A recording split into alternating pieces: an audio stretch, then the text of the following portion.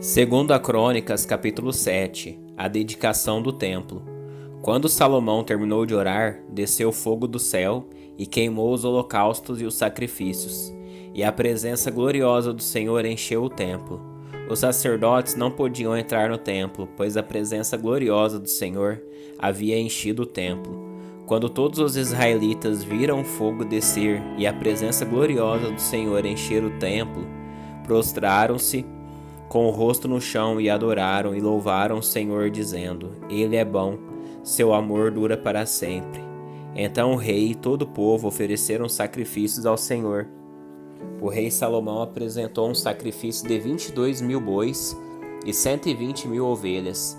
Assim o rei e todo o povo fizeram a dedicação do templo ao Senhor.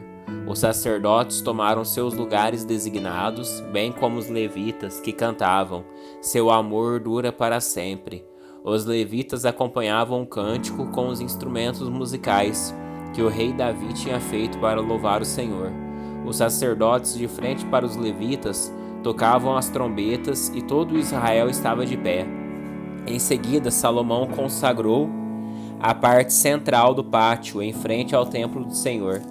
Ali apresentou holocaustos e a gordura das ofertas de paz, pois o altar de bronze que ele havia construído era pequeno demais para tantos holocaustos e ofertas de cereal e gordura das ofertas de paz. Durante os 7 dias seguintes, Salomão e todo Israel celebraram a festa das cabanas. Uma grande multidão havia se reunido de lugares distantes, como Lebo-Amate ao norte e o Ribeiro do Egito ao sul.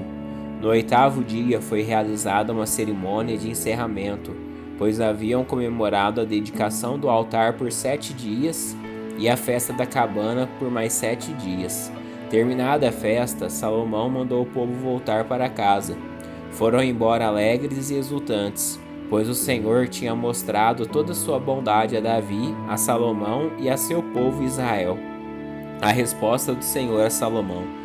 Salomão terminou o templo do Senhor e o palácio real. Concluiu tudo o que havia planejado fazer na construção do templo e do palácio. Então, certa noite, o Senhor lhe apareceu e disse: Ouvi sua oração e escolhi este templo como lugar para se fazer sacrifícios. Se por vezes eu fechar o céu para que não chova, ou ordenar que gafanhotos devorem suas colheitas, ou enviar pragas entre meu povo, então se meu povo, que se chama pelo meu nome, humilhar-se e orar, buscar minha presença e afastar-se de seus maus caminhos, eu ouvirei dos céus, perdoarei seus pecados e restaurarei sua terra. Olharei e ouvirei atentamente cada oração feita neste lugar, pois escolhi e consagrei este templo, onde meu nome será honrado para sempre. Olharei continuamente para ele, com todo o meu coração. Quando a você, se me seguir fielmente como seu pai Davi fez, obedecendo a todos os meus mandamentos, decretos e estatutos, estabelecerei o trono de sua dinastia, pois fiz esta aliança com seu pai Davi. Um de seus descendentes sempre governará Israel. Mas se você ou seus descendentes me abandonarem e desobedecerem a meus decretos e mandamentos, seguindo e adorando outros deuses, arrancarei o povo desta terra que lhe dei. Rejeitarei este templo que consagrei em honra ao meu nome e farei dele objeto de zombaria e desprezo entre as nações. E embora este templo seja agora imponente, todos que passarem perto dele ficarão chocados. Perguntarão: por que o Senhor fez coisas tão terríveis com esta terra e com este templo? E a resposta será: porque os israelitas abandonaram o Senhor, o Deus de seus antepassados, que os tirou da terra do Egito, e em lugar dele adoraram outros deuses e se prostraram diante deles. Por isso ele trouxe sobre eles todas essas calamidades. Segundo a Crônicas, capítulo 8. As muitas realizações de Salomão. Salomão levou 20 anos para construir o templo do Senhor e o palácio real. Depois desse tempo, voltou sua atenção para a reconstrução das cidades que o rei Hirão tinha dado e nelas estabeleceu israelitas. Salomão também lutou contra a cidade de Amate-Zobá e a conquistou. Reconstruiu Tadmor no deserto e construiu na região de Hamate cidades para servirem como centros de armazenamento. Fortificou as cidades de Bet-Orão Alta e Bet-Orão Baixa, reconstruindo seus muros e colocando portões com trancas. Também reconstruiu Balaate e outros centros de armazenamento, e construiu cidades para seus carros de guerra e cavalos. Construiu tudo o que desejou em Jerusalém, no Líbano e em todo o reino. Ainda havia na terra habitantes que não eram israelitas: hititas, amorreus, ferezeus, heveus e jebuseus. Eram descendentes das nações que os israelitas não haviam destruído completamente. Salomão os recrutou para trabalhos forçados, e é nessa condição que trabalham até hoje. Mas Salomão não recrutou nenhum israelita para trabalho forçado. Eles os serviram como soldados, oficiais de seu exército, comandante de carros de guerra e cavaleiros. Nomeou 250 oficiais para supervisionarem os trabalhadores. Salomão transferiu a residência de sua esposa, a filha do faraó, para a cidade de Davi, para o novo palácio que ele havia construído para ela. E disse: Minha esposa não deve morar no palácio de Davi, rei de Israel, pois a arca do Senhor esteve ali e é lugar sagrado.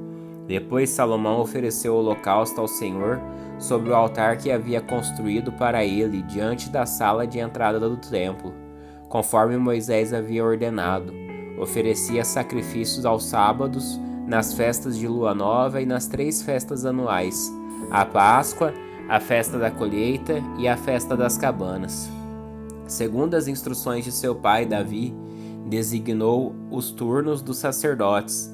Também encarregou os levitas de dirigirem o louvor e ajudarem os sacerdotes em suas responsabilidades diárias. Designou por divisões os guardas das portas, de acordo com as ordens de Davi, homem de Deus.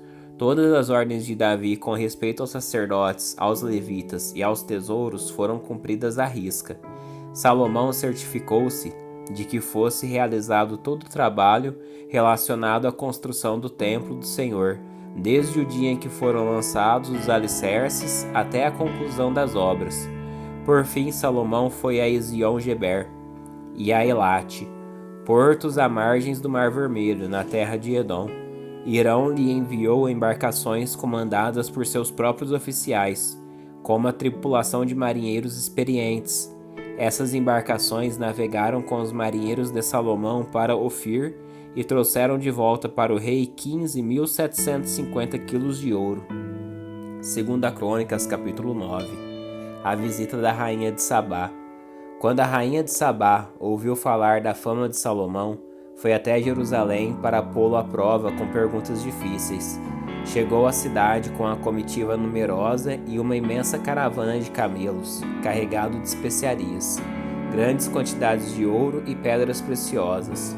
Quando se encontrou com Salomão, conversou com ele a respeito de tudo que tinha em mente. Salomão respondeu a todas as suas perguntas. Nada era difícil demais para ele explicar. Quando a rainha de Sabá percebeu quanto Salomão era sábio e viu o palácio que ele havia construído, a comida que era servida às mesas do rei, os alojamentos e a organização de seus oficiais e servos, os trajes esplêndidos que vestiam, os copeiros da corte e suas roupas, e os holocaustos que Salomão oferecia no templo do Senhor, ficou muito admirada. Disse ela ao rei: É verdade tudo o que ouvi em meu país a respeito de suas realizações e de sua sabedoria. Não acreditava no que diziam, até que cheguei aqui e vi com os próprios olhos. Aliás, não tinham me contado nem a metade a respeito de sua grande sabedoria. Vai muito além do que ouvi. Como deve ser feliz o seu povo. Que privilégio para seus oficiais estarem em sua presença todos os dias, ouvindo sua sabedoria. Louvado seja o Senhor seu Deus, que se agradou de você e o fez rei para governar para ele. Por causa do amor de Deus por Israel, e porque ele deseja restabelecer para sempre este reino, ele o fez rei para governar com justiça e retidão.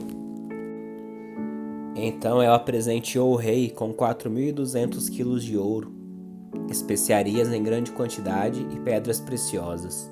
Nunca houve especiarias tão finas como as que a rainha de Sabá deu ao rei Salomão.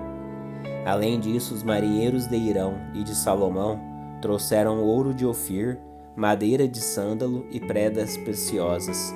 O rei usou a madeira de sândalo para fazer os degraus das escadas do templo e do palácio real, e também liras e harpas para os músicos. Nunca se tinham visto coisas tão belas em Judá. O rei Salomão deu à rainha de Sabá tudo o que ela pediu, muito mais que os presentes que ela havia trazido. Então ela e sua comitiva regressaram para sua terra. A riqueza e o esplendor de Salomão. A cada ano, Salomão recebia 23.300 quilos de ouro, sem contar a renda adicional proveniente dos mercadores e comerciantes. Todos os reis da Arábia e os governadores das províncias também lhe traziam ouro e prata. O rei Salomão fez 200 escudos grandes de ouro batido, cada um pesando 7,2 quilos. Também fez 300 escudos menores de ouro batido, cada um pesando 3,6 quilos. O rei colocou esses escudos no palácio da floresta do Líbano. Então o rei fez um grande trono de marfim, revestido de ouro puro. O trono tinha 6 degraus e um lugar de descanso para os pés feito de ouro. De cada lado do assento havia um apoio para o braço, e junto de cada apoio a escultura de um leão. Também havia outros 12 leões, um de cada lado dos 6 degraus. Nenhum outro trono em todo o mundo se comparava ao de Salomão. Todas as taças do rei Salomão eram de ouro, e todos os utensílios do palácio da floresta do Líbano eram de ouro puro. Não eram de prata, pois nos dias de Salomão a prata era considerada um metal sem valor. O rei tinha uma frota de navios mercadantes que navegavam com os marinheiros enviados por Irão. Uma vez a cada 3 anos, as embarcações voltavam, trazendo ouro, prata, marfim, macacos e pavões. Salomão se tornou o mais rico e sábio de todos os reis da terra. Reis de todas as nações vinham consultá-lo e ouvir a sabedoria que Deus tinha dado. A cada ano, os visitantes traziam presentes de prata e ouro, roupas, armas, especiarias, cavalos e mulas. Salomão tinha 4.000 estábulos para seus cavalos e carros de guerra, e 12.000 cavalos. Mantinha alguns deles nas cidades designadas para guardar estes carros de guerra e outros perto dele em Jerusalém. Governava sobre todos os reis desde o rio Eufrates ao norte até a terra dos filisteus e a fronteira do Egito ao sul. O rei tornou a prata tão comum em Jerusalém como as pedras. E havia tanta madeira valiosa de cedro como as figueiras bravas que crescem nas colinas de Judá. Os cavalos de Salomão eram importados do Egito e de muitos outros países. Resumo do reinado de Salomão. Os demais acontecimentos do reinado de Salomão, do início ao fim, estão anotados no registro do profeta Natã, na profecia de Aias, de Siló e nas visões do vidente Ido, acerca de Jeroboão, filho de Nebate. Salomão reinou por 40 anos sobre todo Israel em Jerusalém. Quando morreu e se reuniu aos seus antepassados, foi sepultado na cidade de Davi, seu pai. Seu filho Roboão foi seu sucessor.